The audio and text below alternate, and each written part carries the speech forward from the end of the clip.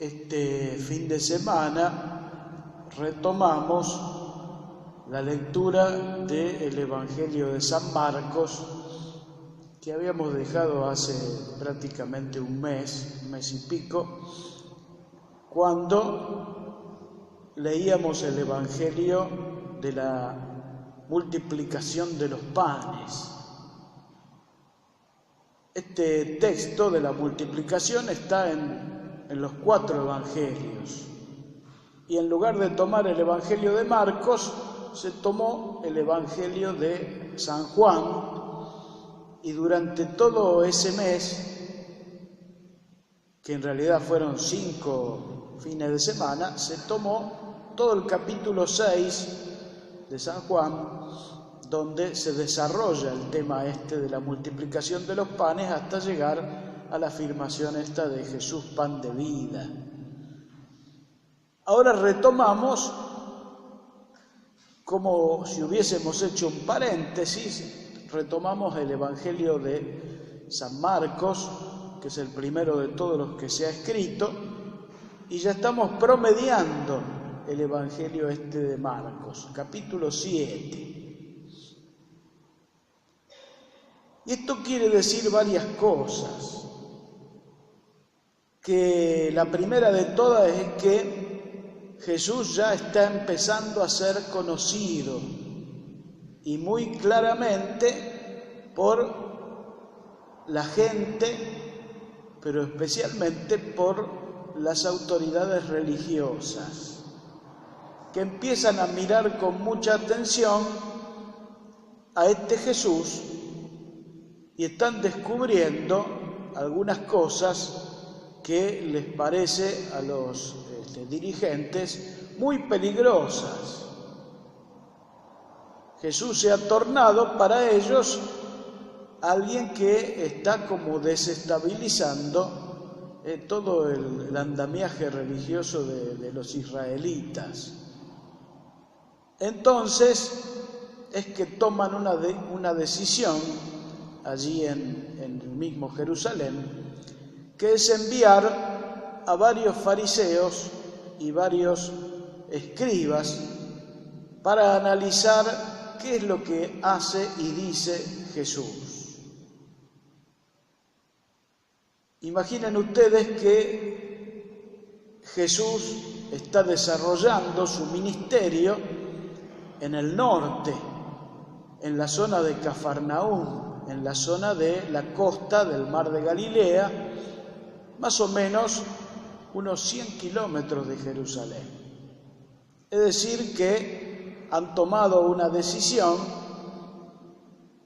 que imaginen ustedes que no era simple en estos tiempos de aventurarse en estos caminos de montaña para llegar hasta esta zona y meterse entre los discípulos, entre la multitud, para escuchar al Maestro y de alguna manera analizar y cuestionar su pensamiento.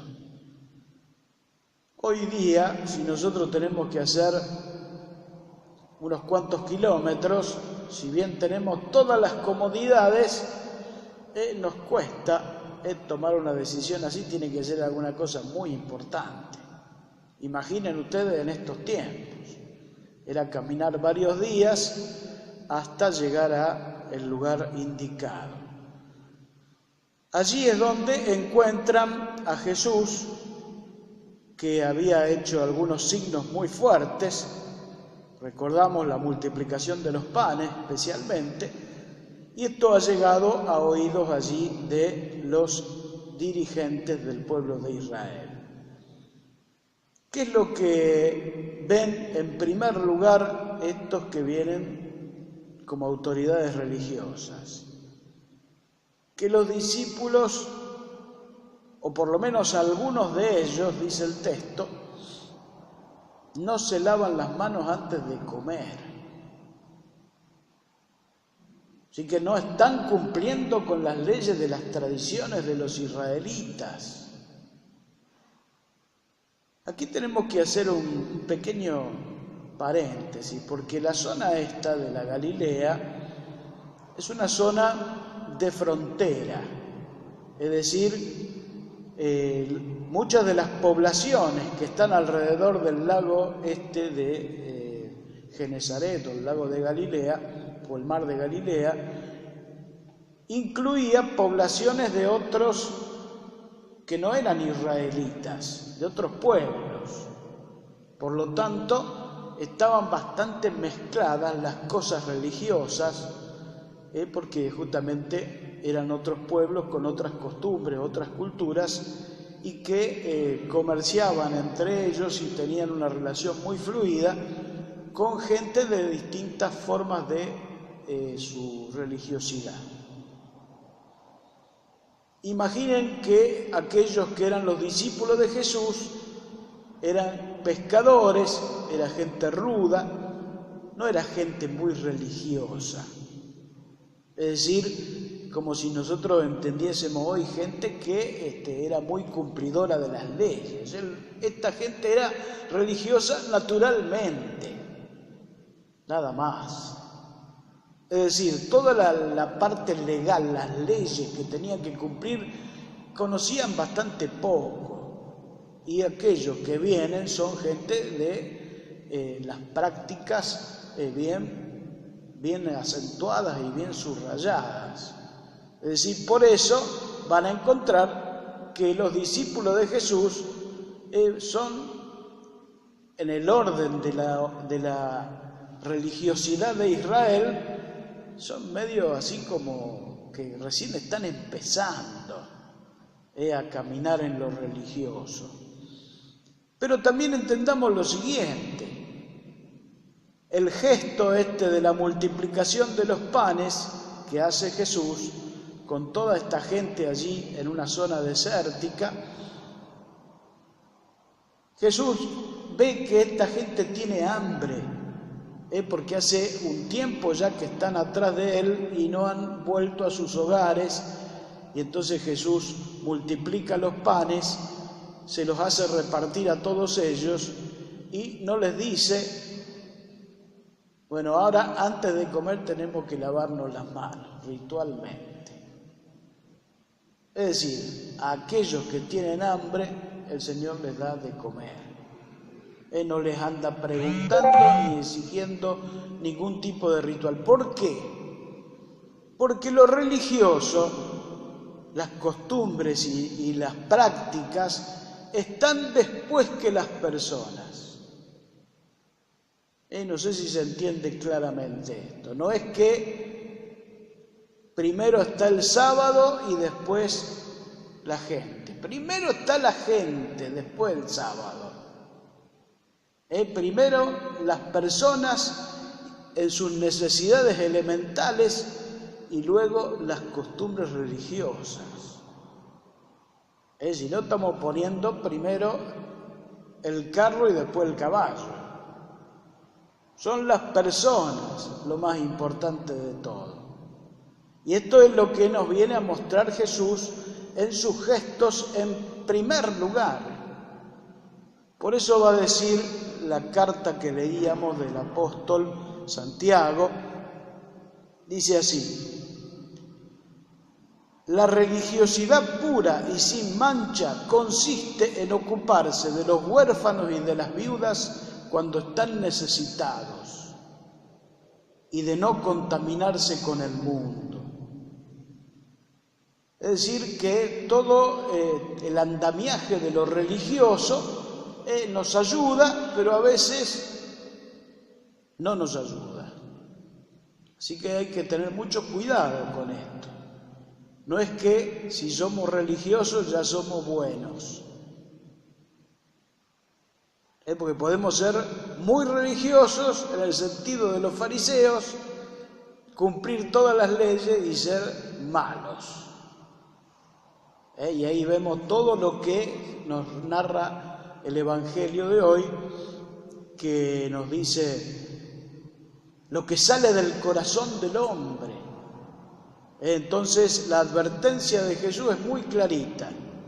Dice así: este pueblo me honra con los labios, pero su corazón está lejos de mí. En vano me rinden culto, las doctrinas que enseñan no son sino preceptos humanos. Por eso es el corazón el tema. ¿Dónde está nuestro corazón? No es simplemente de prácticas exteriores que vamos a ir llegando a esta meta del reino de Dios, sino con la transformación del corazón. Es decir, ese corazón que se va haciendo cada vez más de Dios, cada vez más está reflejando lo del Evangelio en el caminar de la vida. Por eso siempre es importante que nuestra mirada en esto del caminar religioso, de nuestro caminar en la fe, sea con toda claridad de mirar cómo vamos caminando en este sentido de ir cada vez más hacia el reino, con todos sus valores y con toda la bondad que esto significa, o estamos siempre ahí medio como atascados en este camino, o peor, estamos yendo para atrás. Porque cada vez que vamos pasando los años somos peores, en todos los sentidos, o en algunos. Es decir, ahí está la verdad del tema este. Por eso hay varios textos que nos ayudan en esta comprensión, como por ejemplo este que Jesús nos dice: de la abundancia del corazón habla la boca. ¿Qué quiere decir eso? Que lo que va saliendo de nuestros labios, que tenemos que estar atentos, tenemos que observar qué decimos, cómo lo decimos, cómo nos expresamos, porque ahí está hablando lo que hay adentro nuestro. Si de nuestro corazón salen palabras que edifican a los demás, que son bondadosas, que son comprensivas, que son pacificadoras, que realmente van llevando buenas noticias a los hermanos, entonces quiere decir que estamos caminando en esa línea. Si de nuestros labios lo que sale son puteadas, me parece que no estamos andando bien. Por más que tengamos razón en enojarnos con determinadas cosas, ¿qué pasa? ¿Qué es lo que sale de adentro? ¿Por qué nos salen cosas malas? ¿Por qué vivimos criticando a los demás? ¿Por qué estamos siempre molestos o quejándonos? Bueno, ¿qué es lo que pasa en nuestro interior, en nuestro corazón? Fíjense entonces de vuelta, el corazón está lejos de mí. Este pueblo me honra con los labios, pero su corazón está lejos. En vano me rinden culto. Entonces les está diciendo a los fariseos y a los escribas y a toda la gente que el tema no está en lo que viene de afuera hacia adentro, sino en lo que sale del corazón del hombre. Por eso hoy nos miramos con mucha sinceridad, sabiendo que lo de Dios no es simplemente prácticas religiosas. Este camino va más hondo, va hacia la conversión del corazón. Y la conversión del corazón es algo que es un trabajo que vamos haciendo con el Señor en conjunto. Nosotros nos vamos poniendo en sus manos y Él nos va modelando. Él va haciendo de nosotros hombres nuevos, si nosotros somos capaces de dejarlo. Cuando pretendemos hacer de nuestra religiosidad prácticas exteriores simplemente, como diciendo, bueno, yo cumplo, hago las oraciones, pero nada más, o sea, me limito a lo exterior. Y ahí es donde dice, todo eso es ritual. La religiosidad puede llegar a ser un engaño. La religiosidad que no termina en un cambio del corazón va por un camino que realmente no es el de Dios. Por eso no nos engañemos, miremos bien qué es lo que sale de nuestro corazón, de nuestra boca, porque por allí pasa lo del Evangelio. que no nos diga el Señor, en vano me están rindiendo culto. Las doctrinas que enseñamos no son sino preceptos humanos.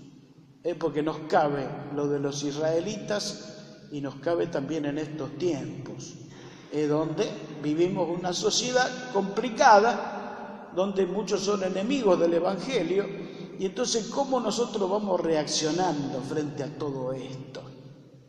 ¿Con las palabras de Jesús o vamos reaccionando con las mismas del mundo? Por eso hoy necesitamos más que nunca renovar nuestra fe. Nos ponemos de pie. Creo en Dios, Padre Todopoderoso,